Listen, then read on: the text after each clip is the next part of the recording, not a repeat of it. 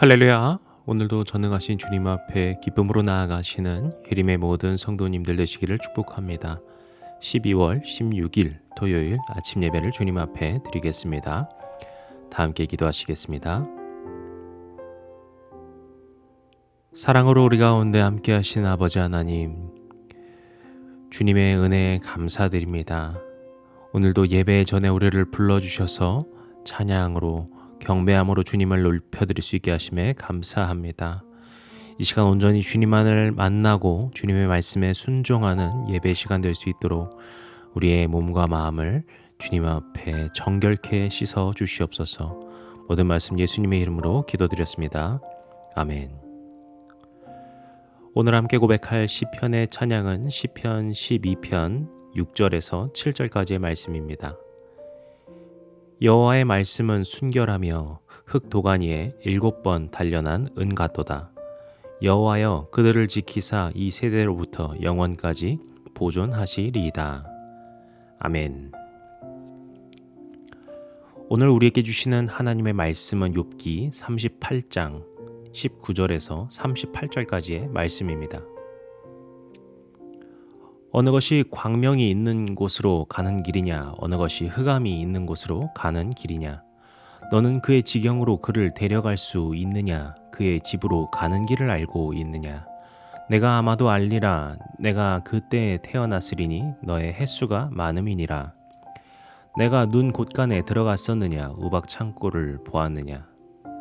내가 환난 때와 교전과 전쟁의 날을 위하여 이것을 남겨 두었노라. 광명이 어느 길로 뻗치며 동풍이 어느 길로 땅에 흩어지느냐. 누가 홍수를 위하여 물길을 터주었으며 우레와 번갯길을 내어 주었느냐. 누가 사람 없는 땅에 사람 없는 광야에 비를 내리며 황무하고 황폐한 토지를 흡족하게 하여 연한 풀이 돋아나게 하였느냐. 비에게 아비가 있느냐. 이슬방울은 누가 낳았느냐. 얼음은 누구의 태에서 났느냐. 공중의 서리는 누가 낳았느냐. 물은 돌같이 굳어지고 깊은 바다의 수면은 얼어붙느니라. 내가 묘성을 매이 묶을 수 있으며 삼성의 띠를 풀 수 있겠느냐. 너는 별자리들을 각각 제때에 이끌어낼 수 있으며 북두성을 다른 별들에게로 이끌어 갈 수 있겠느냐. 내가 하늘의 궤도를 아느냐. 하늘로 하여금 그 법칙을 땅에 베풀게 하겠느냐. 내가 목소리를 구름에까지 높여 넘치는 물이 내게 덮이게 하겠느냐.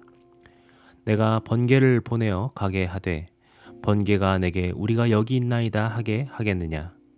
가슴속에 지혜는 누가 준 것이냐. 수탉에게 슬기를 준 자가 누구냐. 누가 지혜로 구름의 수를 세겠느냐. 누가 하늘의 물주머니를 기울이겠느냐. 티끌이 덩어리를 이루며 흙덩이가 서로 붙게 하겠느냐. 아멘. 오늘 말씀은 어제 말씀에 이어서 하나님의 말씀으로 계속 이어지고 있습니다.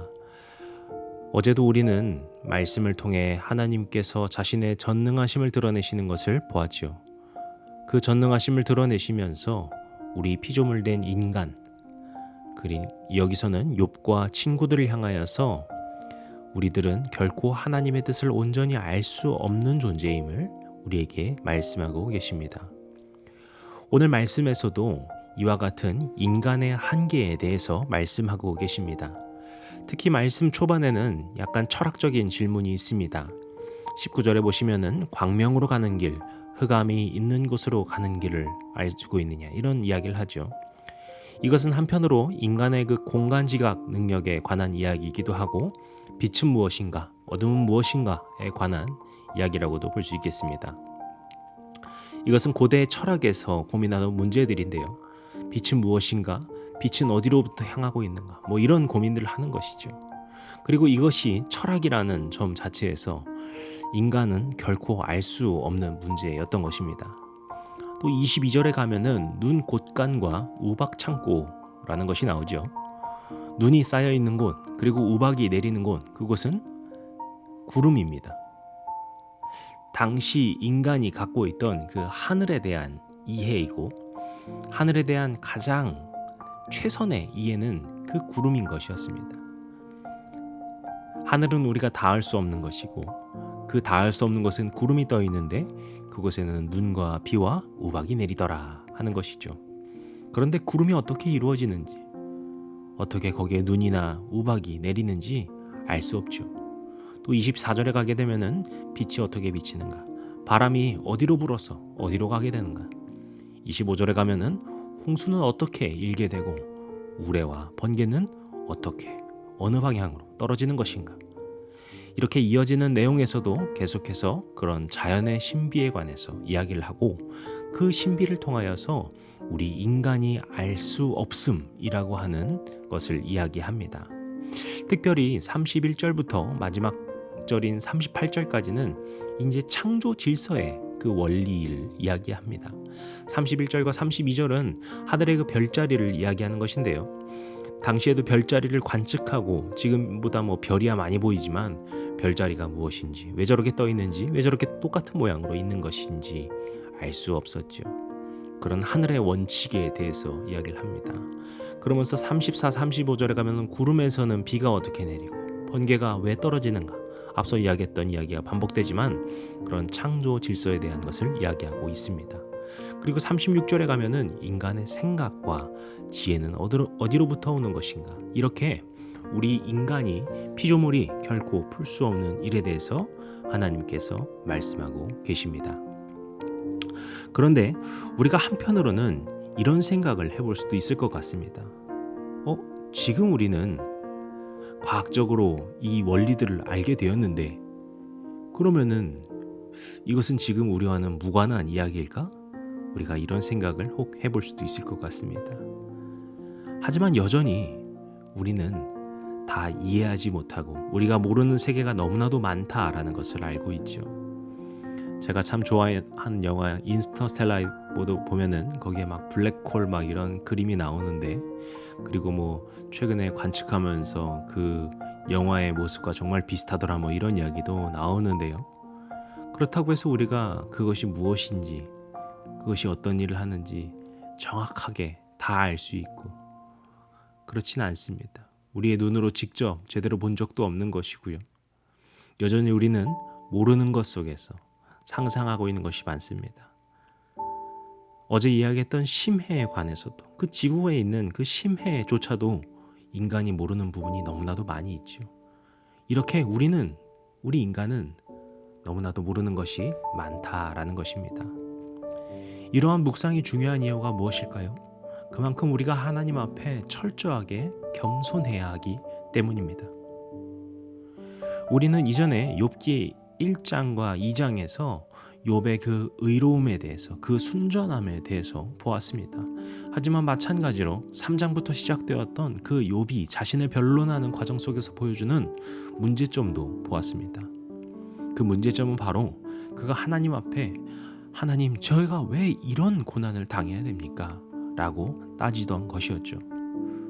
그가 의로운 삶을 살았다는 것도 맞고, 그렇기 때문에 한편은 억울하게 생각할 수도 있겠지만, 그럼에도 불구하고 그의 이러한 말 속에는 하나님 앞에는 겸손하지 못하였다라는 것을 알 수 있습니다. 이렇게 광대하시고 전능하신 하나님의 능력을 다 이해할 수 없는 것처럼 우리는 결코 하나님의 일하심과 인도하심에 대해 알 수 없기 때문이죠. 그래서 오늘 말씀을 묵상하면서 저는 이런 생각이 듭니다. 우리의 삶의 가장 우선순위는 바로 하나님을 높이고 하나님을 찬양과 경배로 올려드리는 고백이 필요하겠구나 라는 생각이 듭니다. 팀 켈러의 기도라는 책을 보시게 되면은 그곳에서 기도의 원리를 이야기할 때 가장 우선시하는 것으로, 가장 먼저 해야 되는 것으로 하나님께 찬양해야 된다라는 것을 이야기합니다.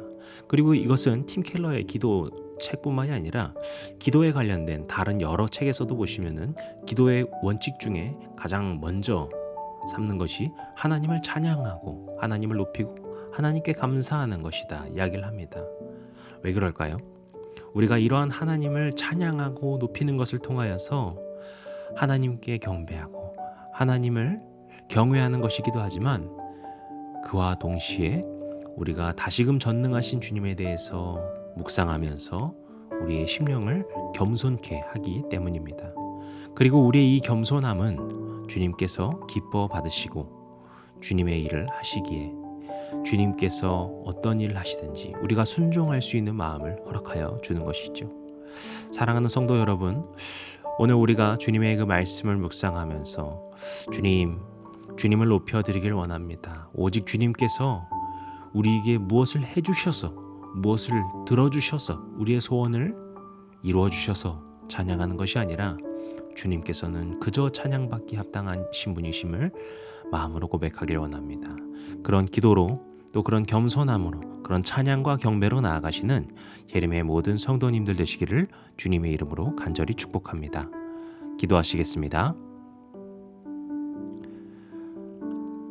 전능하시고 광대하신 창조주 되신 아버지 하나님, 이 시간 주님을 찬양하고 높여드리길 원합니다. 또 우리의 삶을 통하여서 오직 주님께만 경배하길 원합니다. 우리의 마음을 받아주시고 우리의 심령이, 우리의 생각이, 우리의 삶의 중심이 오직 주님만을 향할 수 있도록 도와주시옵소서. 우리의 모든 순간순간을 통하여서, 발걸음을 통하여서 주님을 높이길 원합니다. 주님, 우리를 받아주시옵소서. 우리의 주권자 되시고 창조자 되신 우리 주님 예수 그리스도의 이름으로 기도드렸습니다.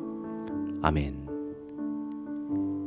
이제 주기도문 함께 드리시고 오늘 예배를 마치도록 하겠습니다. 하늘에 계신 우리 아버지여, 이름이 거룩히 여김을 받으시오며 나라의 임하옵시며 뜻이 하늘에서 이룬 것 같이 땅에서도 이루어지이다. 오늘날 우리에게 일용할 양식을 주옵시고 우리가 우리에게 죄진 자를 사하여 준 것 같이 우리 죄를 사하여 주옵시고 우리를 시험에 들게 하지 마옵시고 다만 악에서 구하옵소서. 나라와 권세와 영광이 아버지께 영원히 있사옵나이다. 아멘.